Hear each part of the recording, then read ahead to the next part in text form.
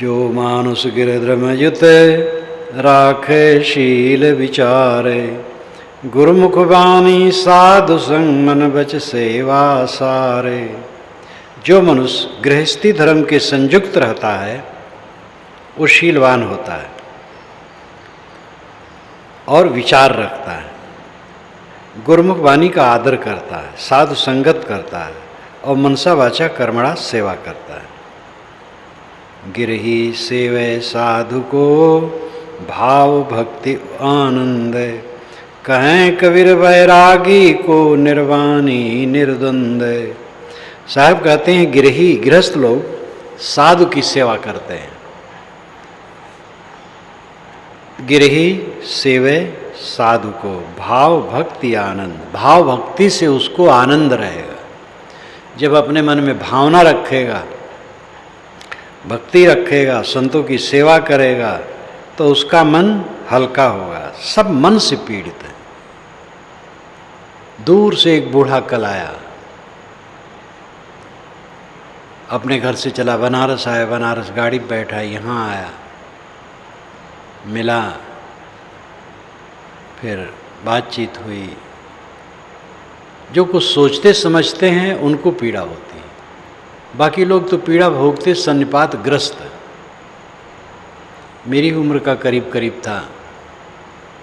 कहा साहब सब करता हूँ लेकिन मन का कला नहीं जाता, मन की पीड़ा नहीं जाती, मन भटकता रहता है। कहीं से दीक्षित है, मुझसे दीक्षा चाहता था। आपकी पुस्तकें मैं पढ़ता नहीं हूँ क्योंकि पढ़ा नहीं हूँ, भाई से पढ़वाता हूँ, खरीद खरीद के ले जाता हूँ। सब मोटी मोटी पुस्तकों ले गए। कहा अभी भी कुछ ले जाऊँगा, और अपने भाई से पढ़वाता हूँ और सुनता हूँ। दीक्षित हूँ, कबीर पंथ में ही दीक्षित है, लेकिन आपकी पुस्तकों से मुझे लाभ हुआ, इसलिए आप हमारे गुरु हैं, तो आप दीक्षा दे दीजिए। मैंने कहा नहीं, दीक्षा है काफ़ी है। समझाया तो मान गया। मैंने कहा रुको, कहीं रुक न पाऊँगा। तो ये मानसिक पीड़ा कि महाराज मन संयत नहीं, मन बस में नहीं होता। अब ये उसकी जो पीड़ा थी साधना करने के कारण पीड़ा थी। साधना न करता तो पीड़ा न होती। पीड़ा भोगते हैं, सन्निपातग्रस्त हैं, उन्मादी हैं। पीड़ा होना मानो साधना में प्रगति है। और बराबर पीड़ा होगी कि मन भटकता है तो मन के भटकने की काट शुरू होगी, और काट करते करते संयत मन होगा, शांति मिलेगी। बिना अहंकार को मारे किसी को शांति मिल नहीं सकती। अहंकार में कामना अपने आप है। अहंकार कामना शिखध्वज चौड़ाला के उदाहरण में बात यही तो आती है। कहानी तो बहुत लंबी है और कुल मिलाकर के देखा जाए तो 32,000 श्लोकों में ओतप्रोत है। पहले तो और कुछ बातें हैं, अंत में यही कि अहंकार कामना का त्याग करो तब शांति मिलेगी।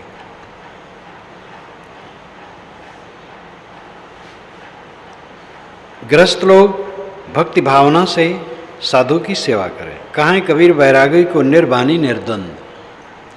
कबीर साहब कहते हैं वैरागी की रहनी है निर्वाणी निर्द्वंद।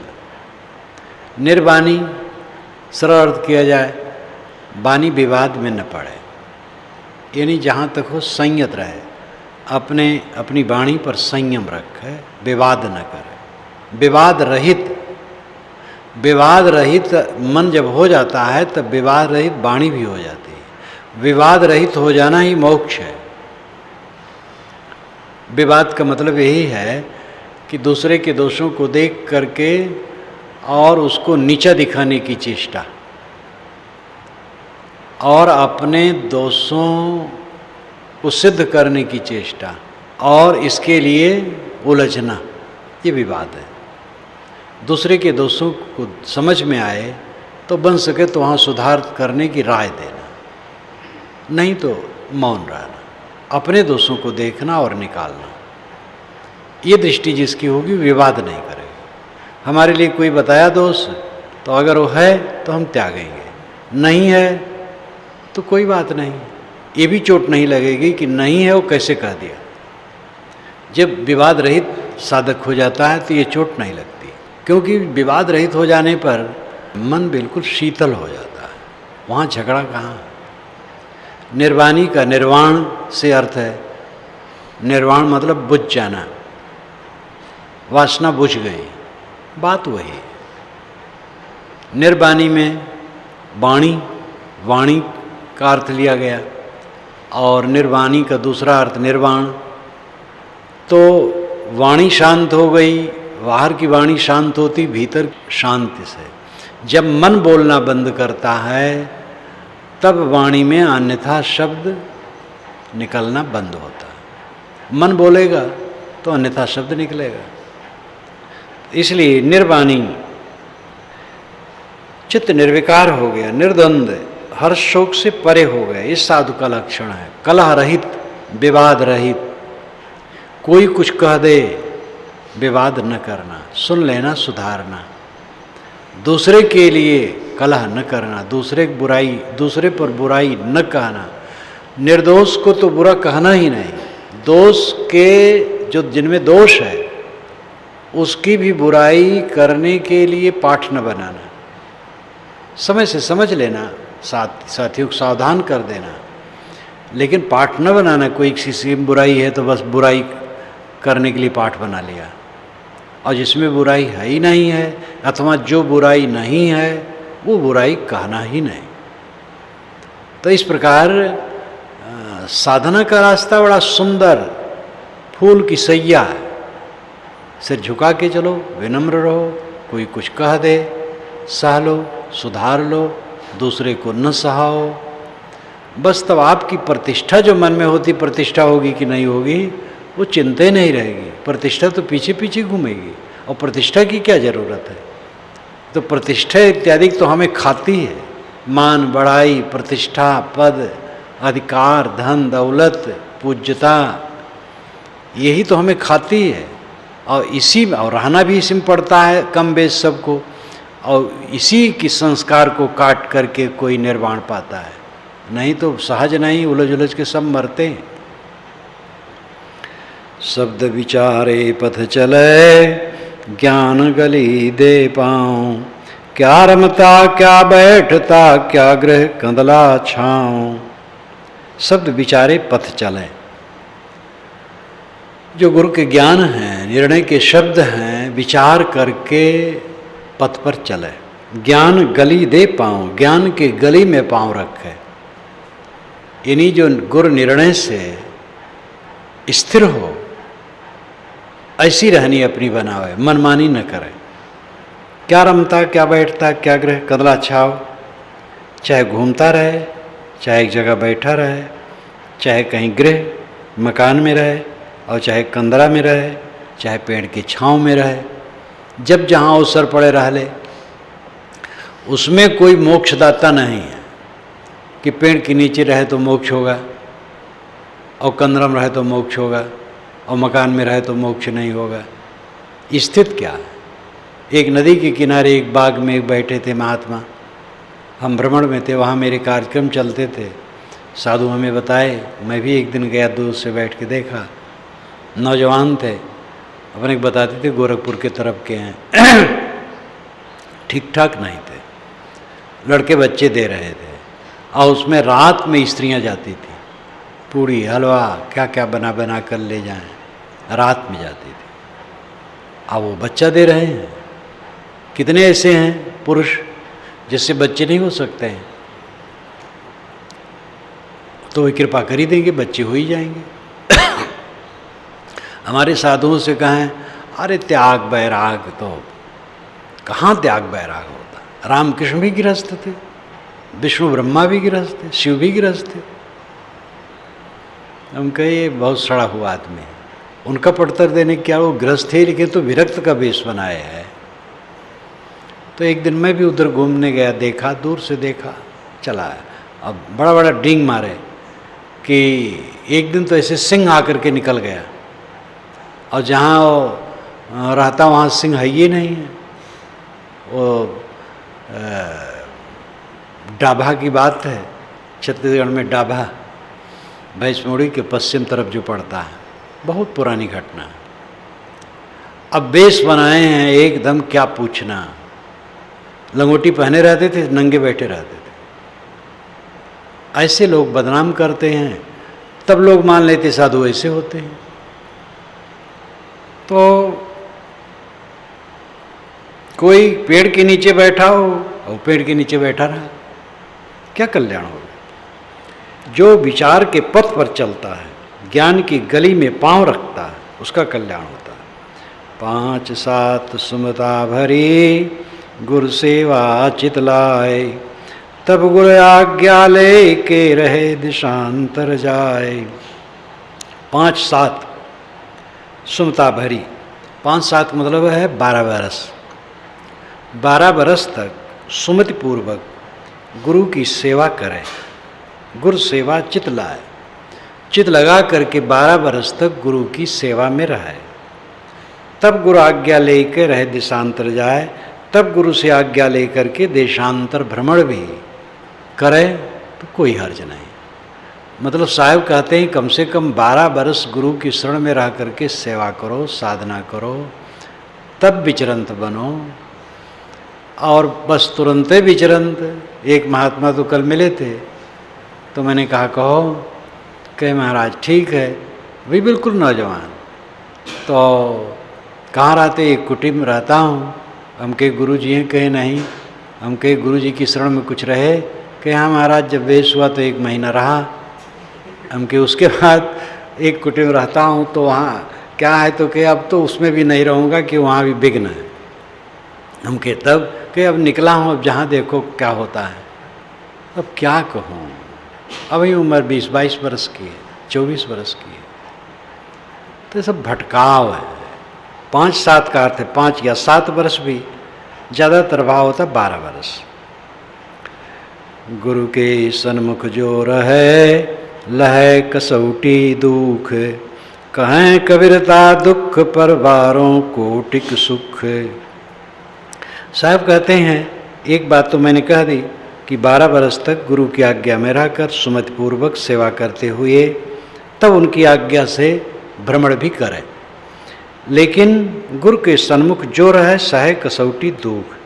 जो गुरु के सामने रहता, सामने मतलब संपर्क में, सहे कसौटी दुख। कसौटी सहता और दुख सहता है। कसौटी में दुख तो होते हैं।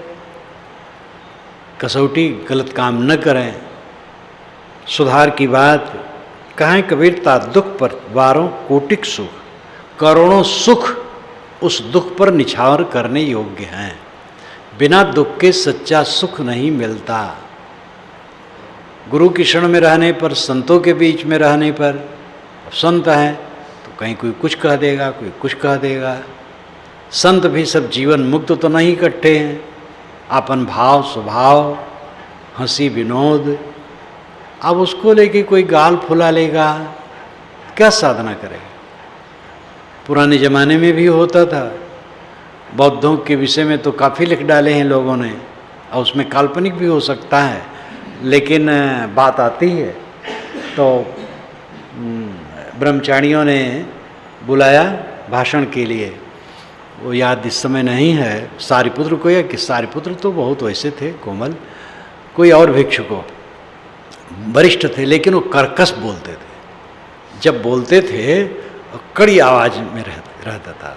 भाषण कर दिए, तब एक ब्रह्मचारी ने कहा कि कोई अब याद नहीं शब्द, कि कणों कणों की आवाज़ तो सब सुन लिए ना। अब इसको लेकर के विवाद चला कि ऐसा उसके नहीं कहना चाहिए, और नहीं तो कहनी चाहिए। अब आवाज़ थी उनकी वैसे थी। कई बार क्या क्या होता रहता था। जब 2 साधु घूम करके आते थे तो तथागत पूछते थे, पहला कुशल यही पूछते थे, दोनों में बात तो बैठती थी ना, दोनों समता में रहते थे तो ना। ये सनातन है, कोई आज का थोड़े है। सब जीवन मुक्त तो नहीं इकट्ठे हैं, सब लगे पगे हैं। तो किसी के मुख से कुछ निकल जाएगा, किसी कुछ निकल जाएगा। पत्थर वालों से हम लोग कहे कि भाई देखो कुछ आएंगे लोग तो कुछ कहेंगे, उसमें ध्यान नहीं देना। हमारे साधु ये भी कह सकते हैं, ये फोड़ फोड़ करके आप खराब क्यों कर रहे हैं? वो जानते नहीं हैं। वो समझेंगे तो आधा चीज़ निकाल ही दे रहे हैं, बेकार इतना पैसा से मंगाया गया, और ऐसा होता तो भाई कम पैसा लगाए वहीं फोड़ के मंगवाया जाता। क्योंकि हम लोग जानते तो हैं नहीं, इतना बड़ा समाज है, तो हंसने लगा कि नहीं ठीक है। तो ये साधुओं की संगत में ही ठोकर खाते खाते सुधर सकते हो, अलग चले जाओगे बह जाओगे। अनाज काल में वासनम बहे हो फिर बहोगे। कुछ लोग स्वतंत्र होकर घूमते हो, स्वतंत्र होकर घूमते कि मन के गुलाम हैं।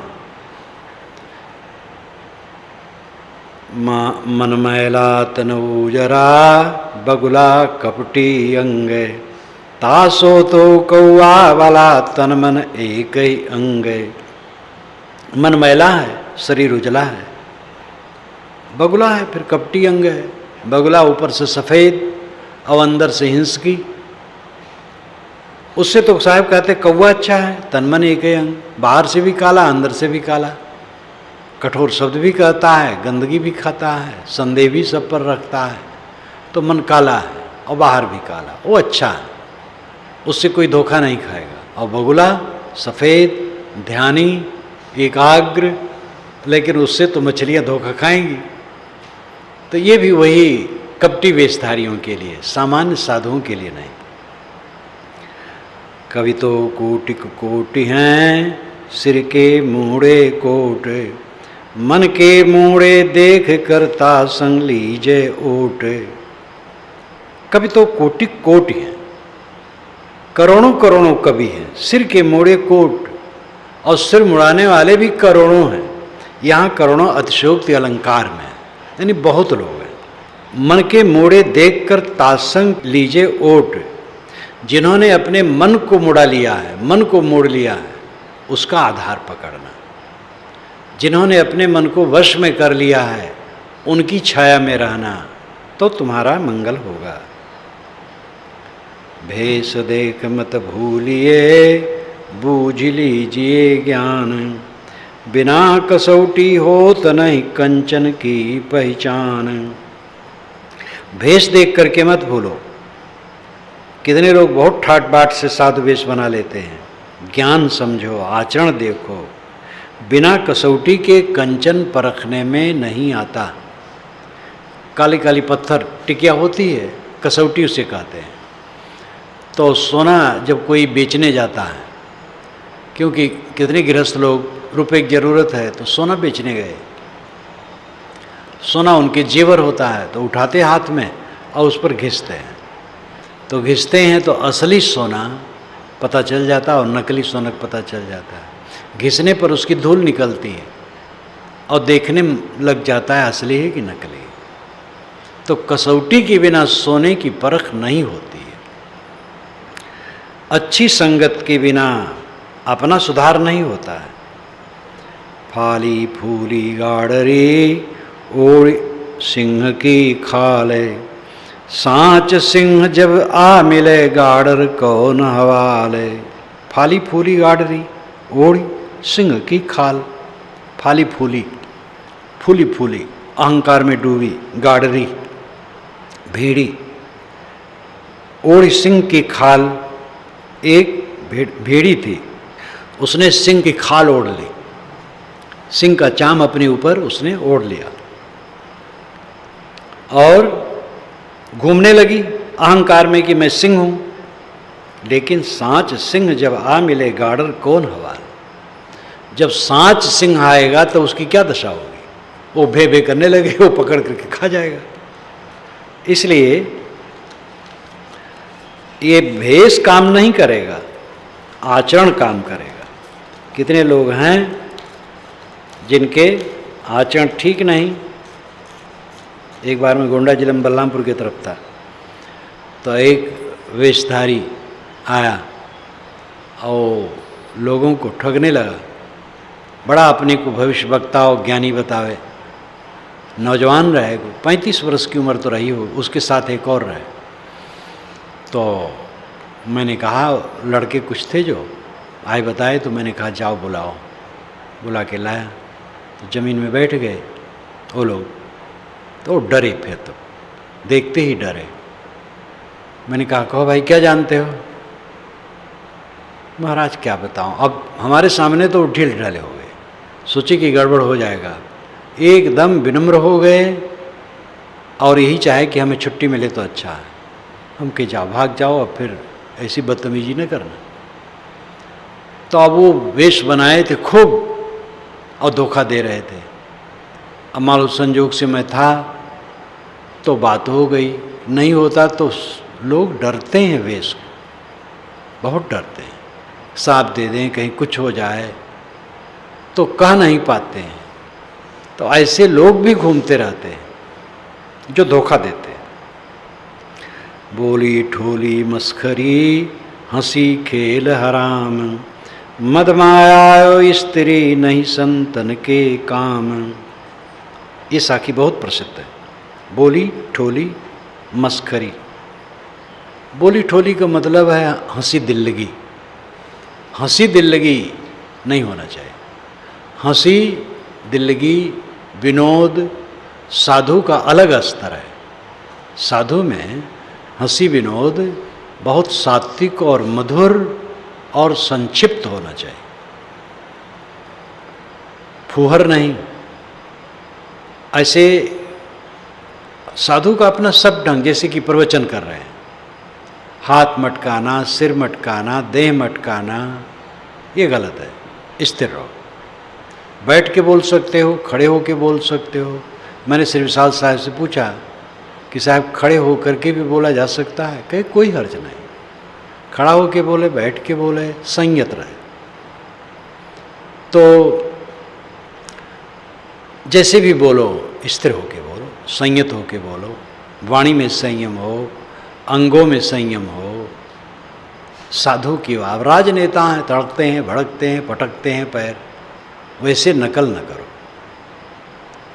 आपस में हंसी विनोद कभी बुरा नहीं है, वो मधुर हो, सुखद हो, सात्विक हो, संक्षिप्त हो। उसमें अश्लील, कटु, व्यंग, पीड़ादायक ये सब न हो, सहज, प्रसन्नता का विषय। मुझे याद है गुजरात में था तो वो भी बहुत दिन की बात है, भोजन में जाना था तो मैंने कहा बुलावा आ गया भाई चलो। तो एक ब्रह्मचारी ने कहा अच्छा साहब मैं तैयार हो जाऊं। मैंने कहा हाँ बाजा गाजा के साथ आ जाओ। सबको खूब आनंद आया, सब खूब हंसे। अब समय होता है, कोई ऐसी वाणी होती है, कोई ऐसी घटना होती है तो उसमें सबको आनंद आ जाता थोड़ा। तो कोई भी साधु का जो हंसी विनोद हो वो सात्विक हो, संक्षिप्त हो और प्रसन्नतादायक हो, कोई पीड़ादायक ना हो। पीड़ादायक तो किसी को भी नहीं करना चाहिए। और लोग हंसी मजाक करते तो उसमें अश्लील बात रहती है, साधु के मुख से तो निकलेगा ही नहीं। तो बोली ठोली यानी भद्दे हंसी मजाक और खेल तमाशा, मस्खरी। मस्खरी तो और खराब हो, तो साधु कर ही नहीं सकते हैं। मस्खरा बनना, तमाम अंग भंगिमा करके कुछ बताना और खेल ताश खेलना या और कोई कुछ खेल खेलना, मद अहंकार करना अथवा मदिरा पीना, माया छल कपट करना, स्त्री से प्रेम करना, ये नहीं संतन के काम, ये संतों के काम नहीं। भद्दी हंसी मजाक मस्करी, खेल करना, कोई खेल खेलना, मदिरा पीना अथवा घमंड करना, छल कपट रखना, स्त्री संगत करना, ये संतों के काम नहीं।